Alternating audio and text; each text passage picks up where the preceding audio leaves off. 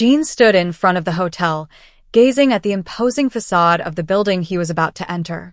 Everything about him was deliberate, from his perfectly polished black shoes to his tailored suit. Yet, the moment he crossed the threshold, he felt the weight of stares settling on him, heavy and mistrustful.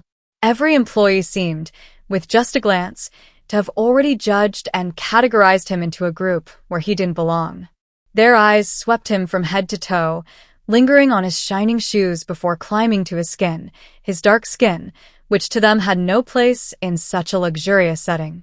A discreet gesture, a fixed smile, almost mechanical, as if rehearsed in a poorly acted play. Then, as expected, one employee stepped forward with a polite, yet coldly feigned demeanor. "Sir, may I help you?" The question was a formality. The conclusion had already been written. "I'm sorry, but I'm afraid you're not authorized to be here. Perhaps there's been a misunderstanding." Jean listened without flinching, letting the words roll off him like rain on his impeccable suit. He felt no need to justify himself. Why explain who he was, what he owned, or why he was there? The real show was about to begin, and these gatekeepers, so proud to protect this space from him, would soon bear silent witness to their mistake. When he was politely asked to leave, Jean made no move to resist. He simply nodded calmly and turned away, his shoes clicking lightly on the pristine marble floor. The door closed softly behind him, but he smiled. The absurdity of the situation struck him, and an inner laugh welled up. What they didn't yet know was that this hotel, this temple of luxury they so zealously guarded, belonged to him. Yes, the key to this empire was in his pocket, and soon they would all realize that the man they had judged by his appearance, the one they had excluded from their world, was in fact its master. Standing outside, Jean glanced at his watch, patient. Very soon, everything would change. Jean took a deep breath, fixing his gaze on the building's facade one last time before stepping away. The satisfaction of rising above their judgments, of not needing their validation, gave him unshakable strength. He had prepared for this moment. It wasn't the first time someone had tried to reduce him to mere appearances, but this time, their fall from grace would be all the more brutal. What they had overlooked was his resilience and his journey. He had faced obstacles like this hundreds of times. Their snap judgments were merely echoes of a world unwilling to evolve. As he walked away from the hotel, his phone vibrated softly in his pocket. A message appeared. "Everything is in place. They won't see it coming." Jean smiled faintly, appreciating the irony of the situation. Today, he wouldn't fight against their prejudices. He would simply rise above them. Soon, the same employee who had coldly turned him away would understand that it wasn't his place to decide who belonged to this world.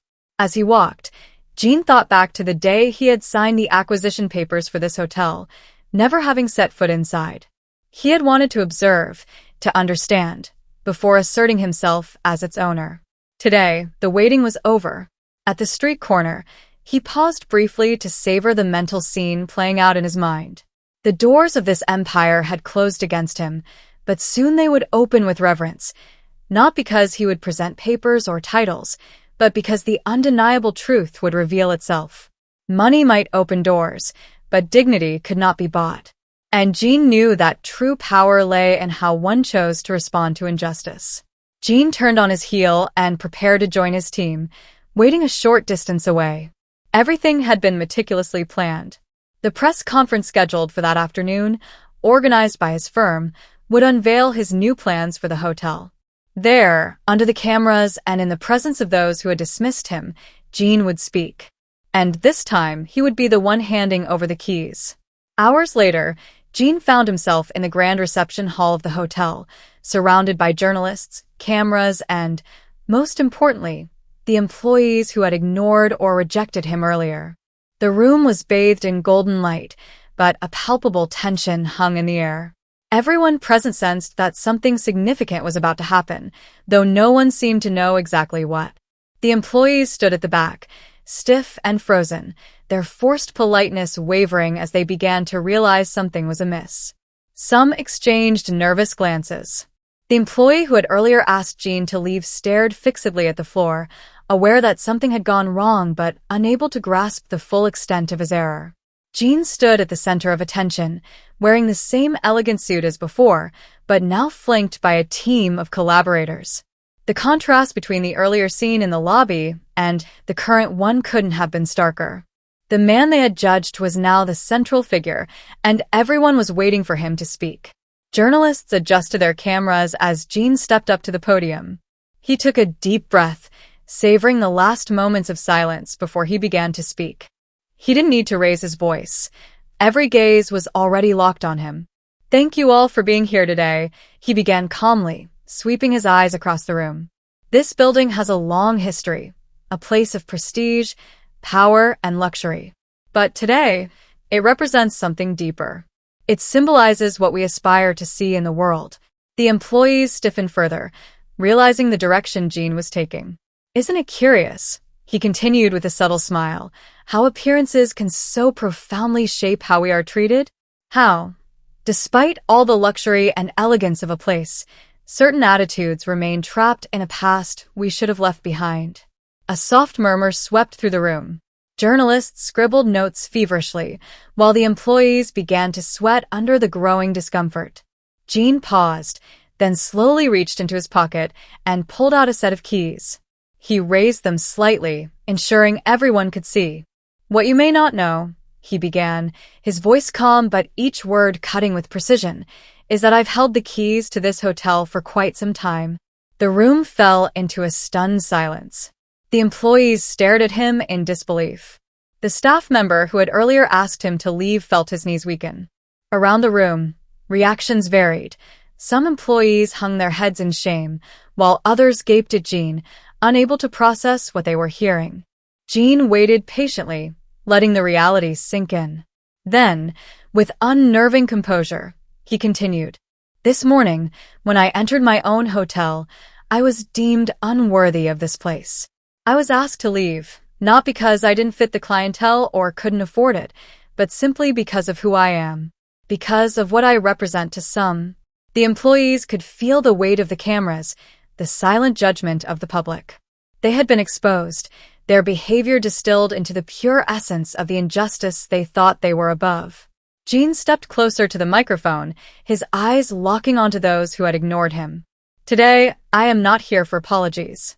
I am not here to humiliate you or seek revenge. I am here to remind you that prejudice, no matter how insidious, does not define who I am. But it does define what this place risks becoming." He paused again, letting his words sink deep into their consciousness. "This hotel will change, not just in appearance but in essence. I will ensure that every person, regardless of their background, their color, or their means, is welcomed here with the respect they deserve. Because what we're building here is more than just a luxury hotel. It's a new era." Jean stepped back slightly from the podium, observing the stunned faces of the employees. The lesson was delivered, and the message was clear. Appearances deceive, but dignity endures. After the conference, as journalists dispersed and murmurs faded into the grand hall, Jean stepped away from the podium. He stood for a moment, taking in the scene around him. The employees who had dismissed him hours earlier now avoided his gaze, aware that there was no escaping the truth. The staff member who had asked Jean to leave earlier stood frozen, leaning against the back wall, looking lost. Jean decided to approach him, not to humiliate, but to offer a moment of reflection, an opportunity to understand the weight of his actions. Jean began calmly, his eyes fixed on the employee. "Do you remember what you said to me this morning?" The man swallowed hard, unable to respond. His face flushed red, and his gaze dropped to the floor once more. "I'm sorry, sir," he murmured faintly, barely audible over the buzz of departing guests. Jean nodded slowly, but he wasn't looking for empty apologies. He studied the man for a moment, carefully choosing his words. "It's not me you owe an apology to. It's yourself." Jean let the silence hang for a moment before continuing. "You see, moments like this define not only who we are but also who we choose to become. Today, you made a choice based on appearances and prejudice, not reality." The employee, visibly shaken, nodded timidly, still unsure of what to say. Gene, though firm in his words, was not seeking revenge.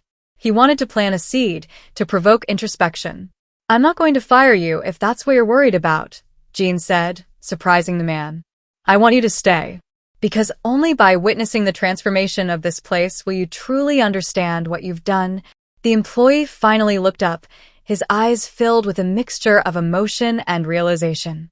He nodded, trying to speak, but words failed him. "Go," Gene concluded. "Do better from now on. It's not a weakness to admit your mistakes, but it is a failure not to learn from them." The employee nodded again before quickly walking away, leaving Gene alone for a moment. As the man disappeared down the corridor, Gene felt a mix of satisfaction and contemplation. He knew this was just the beginning of the change he aimed to bring. A few minutes later, another employee approached. She appeared older, perhaps a supervisor, her face a blend of respect and shame. Unlike her colleague, she hadn't directly participated in the incident, but she knew her silence had made her complicit. "Sir," she said softly, her voice trembling slightly. "What you did today, it was necessary. Thank you for giving us the chance to correct our behavior." Gene regarded her for a moment, appreciating the honesty in her words. "Thank you for admitting it. It's not easy to self-reflect, especially in a place like this. But trust me, change is always possible." She nodded, then stepped away, her shoulders visibly lighter. Gene took a deep breath, feeling the weight of the prejudice he had faced for so many years slowly lifting. It wasn't over yet, but today had been a significant step forward. He wasn't here to destroy or humiliate. He was here to rebuild, to redefine what this place could be. The winds of change were now blowing through these opulent halls. Gene, master of his destiny, was ready to rewrite the story, one lesson at a time. Gene's story is an invitation to reflect on our own biases, to embrace diversity, and to build communities where respect and equality are not just ideals, but lived realities. Remember, this is not just about keys and doors, but about the power to rewrite our collective narratives, transforming places of judgment into spaces of acceptance.